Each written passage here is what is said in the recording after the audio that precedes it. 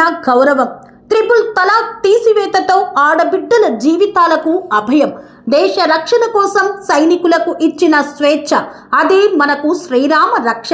చంద్రమండలంకు ఎగిసిన చంద్రయాన్ మన భారతీయుల ప్రతిభకు తార్కాణం. దేశం విడిచే మేధావులకు చేయూతతో మన దేశ భవిత మార్చిన మేధావి. కరోనా కష్టంలో ఆదుకున్న ఆప్తుడు. ప్రాణాపాయ స్థితిలో మన ఆరోగ్య రక్షణ కోసం పడిన అడుగులు.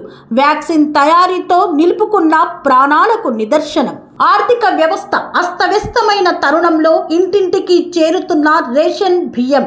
రామ మందిర నిర్మాణం మోదీ కర్తవ్య దీక్షతకు నిదర్శనం. ఆపదలో దేశానికి అండగా నిలిచిన నేత మోదీ. ప్రపంచ దేశాల ముందు భారతావనిని సగర్వంగా నిలిపిన నేతకు ఓటేద్దాం.